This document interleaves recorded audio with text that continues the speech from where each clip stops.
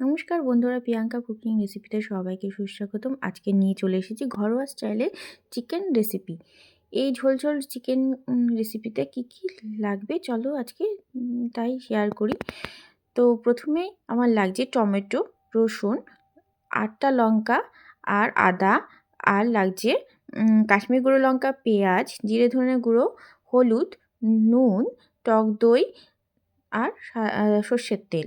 প্রথমেই টক দইটাকে দিয়ে মাংসের মধ্যে, তারপরে দিয়ে দেবো স্বাদ অনুসারে লবণ।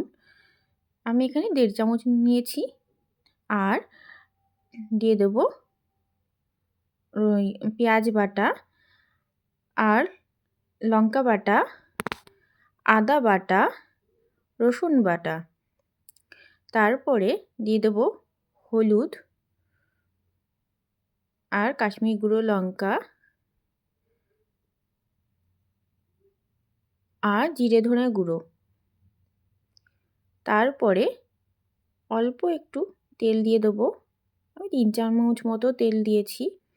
যেহেতু আমি মাংসটা যখন করব তখন অনেকটা পরিমাণে তেল দিয়ে কষাবো, সেই কারণে আমি অল্পই দিয়েছি। তারপরে ম্যারিনেট করে প্রায় 1 ঘন্টার জন্য রেখে দেবো। আর কড়াইতে বেশ অনেকটা পরিমাণে তেল দিয়ে নেব। আর কিছুটা হলুদ দেব, যাতে আলুগুলো দেওয়া মাত্রই লেগে না যায়। তো সেই কারণে দিয়ে দিয়েছি হলুদ, আর তারপরে দিয়ে দিয়েছি আলু। তো ভালো করে নাড়াচাড়া করে ভালো করে ভেজে নেব উল্টে পাল্টে। আর যেহেতু আলুগুলো হয়ে গেছে, তো তুলে নেব একটা অন্য পাত্রে। ওই তেলেই আমি দিয়ে দেব শুকনো লঙ্কা একটা ফোড়নে, আর দিয়ে দেব দারচিনি একটা, আর দিয়ে দেবো 4টে লবঙ্গ, আর দেব 1 চামচ জিরে।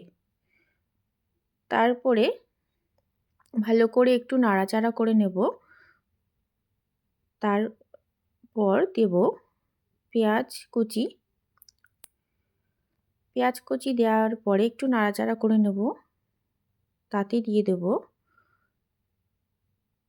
একটুখানি হলুদ আর অল্প 1/2 চামচ মতো লবণ। যেহেতু মাংসে আমি 1.5 চামচ লবণ দিয়েছি, তাই অল্পই এখানে দিয়েছি। তারপরে ভালো করে মশলাটাকে কষিয়ে নেব কিছু সময়ের জন্য। আর দিয়ে দেবো তাতে টমেটো। আমি এখানে একটা বড় সাইজের টমেটো নিয়েছি, তোমরা আগেই দেখলে। তো সেটাকে ভালো করে কুচি করে নিয়েছি। ভালো করে উল্টে পাল্টে কষিয়ে নেব। তারপর তাতে দিয়ে দেবো আগের থাকতে ম্যারিনেট করে রাখা চিকেনটা।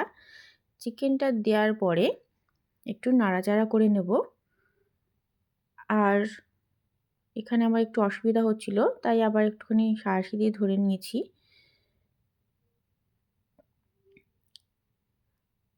ভালো করে নাড়াচাড়া করব। আর নাড়াচাড়া করার পরে কিছু সময়ের জন্য ঢেকে দেব। আমি এখানে 10 থেকে 15 মিনিটের মতো ঢেকে দিয়েছি। তারপর চিকেন থেকে যে জলটা বেরোবে, সেটা আবার 10 থেকে 15 মিনিটের মতো নাড়াচাড়া করে জলটাকে শুকিয়ে নেব।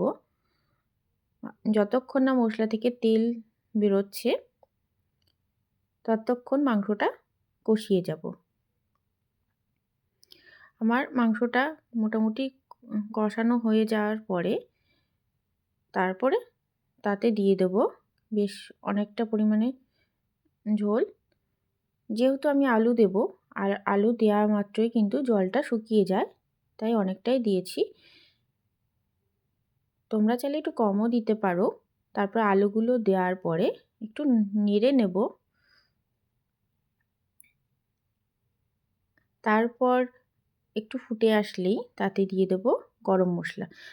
তো আমার আজকে তৈরি এই চিকেন রেসিপি। তোমাদের যদি ভালো লাগে লাইক করো, সাবস্ক্রাইব করো, বেশি বেশি করে বন্ধুদের সাথে শেয়ার করো। আজকের মতো এই পর্যন্তই। দেখা হবে নেক্সট ভিডিওতে। পরবর্তী কী ভিডিও দেখতে চাও কমেন্ট করে জানিও।